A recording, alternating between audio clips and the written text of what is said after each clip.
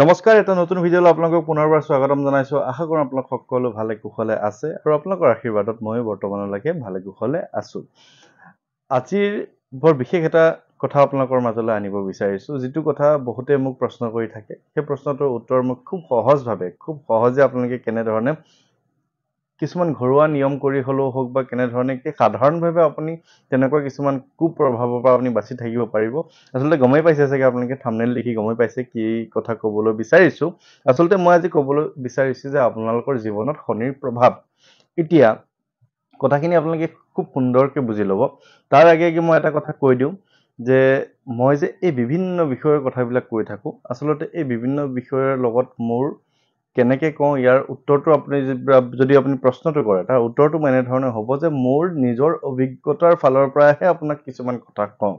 কাৰণ মোৰ যিটো বিষয়ৰ ওপৰত জ্ঞান নাই, যিটো বিষয়ে মই নাজানো, সেই কথাটো মই আপোনালোকক কেতিয়াও নকওঁ। আৰু সেইকাৰণে মই এজন শিক্ষিত ল'ৰা হৈ বা শিক্ষিত মানুহ হৈ কেনেধৰণে আপোনালোকক কিছুমান কুসংস্কাৰ, অন্ধবিশ্বাস বা কিছুমান বেয়া প্ৰভাৱৰ পৰা আপোনালোকক বচাই ৰাখিব পাৰোঁ, সেইটো হৈছে মোৰ প্ৰচেষ্টা।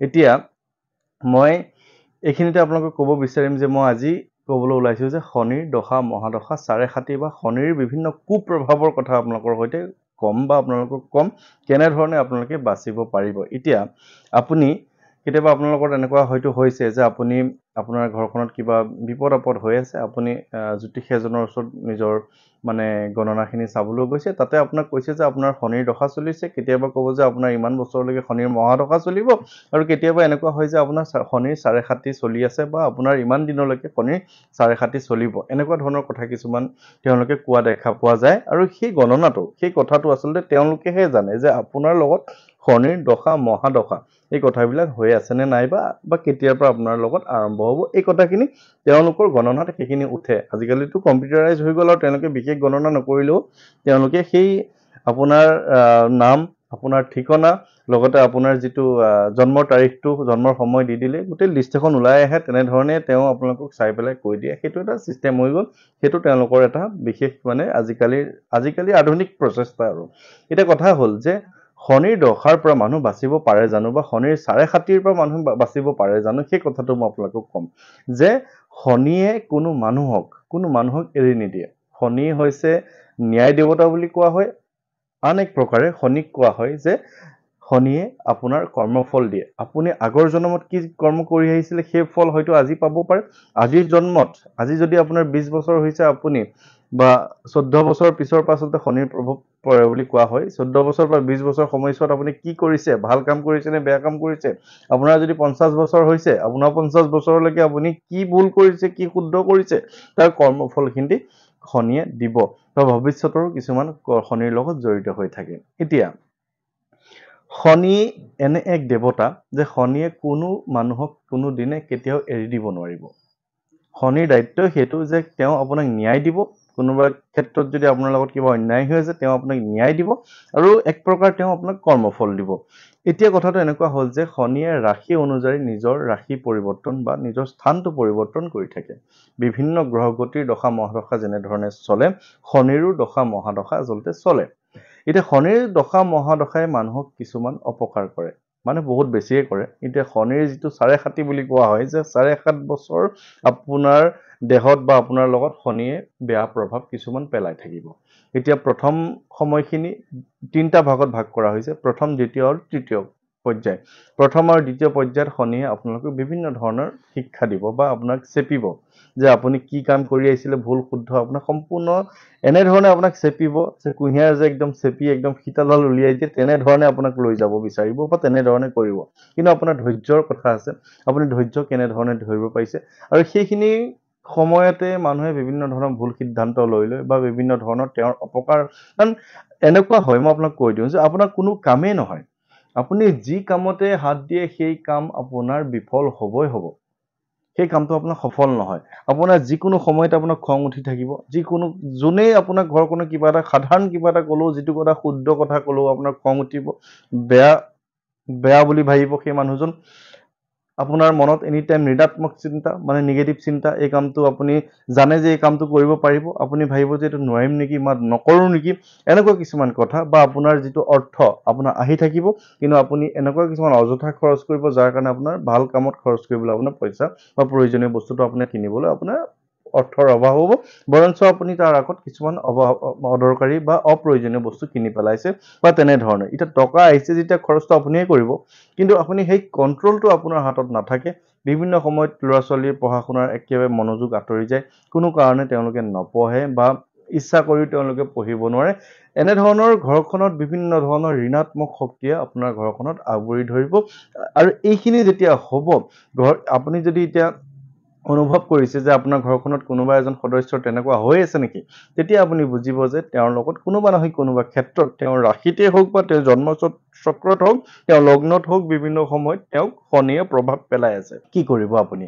এতিয়া বিভিন্ন ঠাইত আপুনি যেতিয়া চোৱা চিতা কৰিবলৈ যাব, যিসকল শুদ্ধ পথত আপোনাক পৰামৰ্শ দিয়ে, শুদ্ধ পৰামৰ্শ দিয়ে, তেওঁলোকেতো আপোনাক ক'ব যে আপুনি এনেকুৱা কিছুমান কৰক, শনি মন্দিৰত এনেকুৱা দান কৰক, বা আপুনি এনেকুৱা ধৰণৰ এটা মণি বা এনেকুৱা ধৰণৰ ৰত্ন পিন্ধিলে আপোনাৰ সমস্যা সমাধান হ'ব। কিন্তু যিবিলাক ভণ্ডওতো আছে, ভণ্ডই আপোনাক কি ক'ব যে আপোনাৰ ইমান দিনৰ ভিতৰত আপোনাৰ মৃত্যু হ'ব, যাৰ কাৰণে আপুনি এই বস্তুটো মোৰ পৰা কিনিব লাগিব, তাবিজ কিনিব লাগিব, বা আপুনি এই বস্তুটো কৰিব লাগিব যাৰ মূল্য হ'ব ইমান বা লাখৰ ওপৰত, মানুহ চাই তেওঁলোকে মূল্যটো নিৰ্ধাৰণ কৰে, তেনেকুৱা ধৰণৰ। এতিয়া মই আপোনাক কওঁ যে মই এটা ৰক্তপ্ৰবাল পিন্ধি আছোঁ, যে মোৰ যেতিয়া বেয়া দিন আছিলে, মই যেতিয়া ৰক্তপ্ৰবালটো মানে বিভিন্নজন জ্যোতিষীৰ ওচৰত চাওঁতে তেওঁলোকে কেৱল ৰক্তপ্ৰবালৰ কথাই কৈছিলে। যিটো ৰক্তপ্ৰবাল আৰু মুক্তা, এই দুইটা মই ৰত্ন যেতিয়া মই কিনিছোঁ 11,500 টকাত মই দুইটা কিনিছোঁ আচলতে, কিন্তু মোক যেতিয়া মানে কৈছিলোঁ, তেতিয়া মোৰ বিপদ হৈ গৈছিলে, তেতিয়া মোক কৈছিলে যে এই ৰক্তপ্ৰবালটোৰ দামেই 28,000 নে 29,000 টকা দি কিনিব লাগিব বুলি কৈছিলে।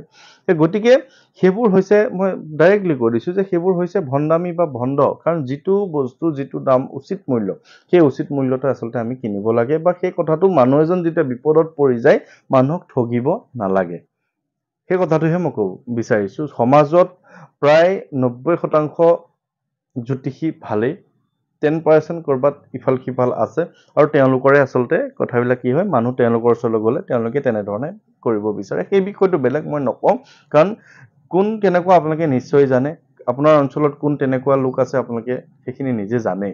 এতিয়া শনিৰ প্ৰভাৱ যদি আপোনাৰ হৈ থাকে, আপোনাৰ ঘৰখনত তেনেকুৱা ধৰণৰ কিবা বিপদ হৈ থাকে, আপুনি কৰিব কি? মই আপোনাক একেবাৰে সহজ এটা উপায় কৈ দিম, সহজ প্ৰথা এটা কৈ দিম, সেই কামটো আপোনালোকে কৰক, আপুনি সুফল 100% পাব, আৰু আপোনাৰ মনটোত পজিটিভিটি আহিব, আপুনি নকৰোঁ বুলি বা নোৱাৰোঁ বুলি ভবা কামটো আপোনাৰ কৰিবলৈ মন যাব, বা বিভিন্ন আপুনি দিশত আপোনাৰ সফলতা অৰ্জন কৰিব পাৰিব। মই আকৌ কৈছোঁ, মই জ্যোতিষী নহয়, কোনো ধৰণৰ গণনা কৰা মানুহ নহয়, মোৰ লগত যি হৈছিলে সেই কথাখিনিহে আপোনাক কৈ আছোঁ, যে মই গৈছিলোঁ প্ৰত্যেক শনিবাৰে সন্ধিয়া, মই শনি মন্দিৰত যাবলৈ চেষ্টা কৰিছিলোঁ বা গৈছিলোঁৱেই। গৈ প্ৰথমতে মই তিল তেলৰ চাকি এগছ কিনিছিলোঁ। তিল তেল বুলি যে কৈছোঁ, মিঠাতেলত তিল দিয়া ছিষ্টেম এটা ওলাইছে, মিঠাতেলত তিল দুটামান দি দিয়ে, সেইটো তিল তেল বনি যায়, সেইটো নকৰিব। তিলৰে তেল পোৱা যায়, তিল তেল পোৱা যায়, সেই তিল তেল আপুনি জ্বলাব পাৰিব। তিল তেলৰ এগছেই চাকি জ্বলাব, আপোনাৰ নিজৰ কাৰণে জ্বলাব যেতিয়া আপুনি এগছেই চাকি জ্বলাব, এগছ চাকি জ্বলাই ধূপ জ্বলাব, ধূপ জ্বলাই আপুনি শনি মন্দিৰত গৈ আপুনি থিয়হি চিধা চিধি শনিৰ গালে চাই, মূৰ দুৱাই নহয়, চিধা চিধি শনিৰ গালে চাই আপুনি এটা মন্ত্ৰ জাপ কৰিব লাগিব। সেই কথাটো হৈছে যে ওম শম শনেশ্বৰায়ে নমঃ, ওম শম শনেশ্বৰায়ে নমঃ। এই মন্ত্ৰটো আপুনি 11 বাৰ, আপুনি ভুল হয় বুলি আপুনি মাতি থাকোঁতে ওম শম শনেশ্বৰায়ে নমঃ, ওম শম শনেশ্বৰায়ে নমঃ, এনেকৈ আঙুলি মূৰত আপুনি 11 বাৰ আপুনি হিচাপ কৰি, তেনেধৰণে আপুনি থিয়হিয়ে কিন্তু সেইখিনি আঙুলি মূৰত কৰি কৰি কৰি আপুনি 11 বাৰ হওঁতে এৰিব। ইচ্ছা কৰিলে আপুনি পুৰোহিতজনৰ ওচৰত গৈ এটা ফুট ল'ব পাৰে, বা কিবা যদি প্ৰসাদ দিয়ে, প্ৰসাদ গ্ৰহণ কৰি আপুনি তাতে খাই, তাতে মুখখন উখালি হাত ভৰি ধুই আপুনি আকৌ পিছলৈ ঘূৰি নাচাব, আৰু শনি মন্দিৰলৈ আপুনি চাব লগা নাই, আৰু আপুনি সেইখিনি কৰি চিধা আপুনি হনুমান মন্দিৰত গুচি আহিব। হনুমান মন্দিৰত আপুনি আকৌ চাকি এগছ জ্বলাব, চাকি এগছ জ্বলাই ধূপ জ্বলাই আপুনি তাতে থিয়হিয়ে হওক বা বহিয়েই হওক, ঠাই থাকিলে বহি আপুনি হনুমান চালিচাখন পাঠ কৰিব। হনুমান চালিচাখন পাঠ কৰি আকৌ পুৰোহিতজনক ধুনীয়াকৈ তেওঁক সেৱা কৰি আপুনি চাগে মানে ধৰি লওক তেওঁক দক্ষিণা এটা দিয়ে হ'লেও হওক, বা আপুনি যেনেধৰণে তেওঁক সেৱা কৰি আশীৰ্বাদ লৈ আপুনি গুচি আহিব।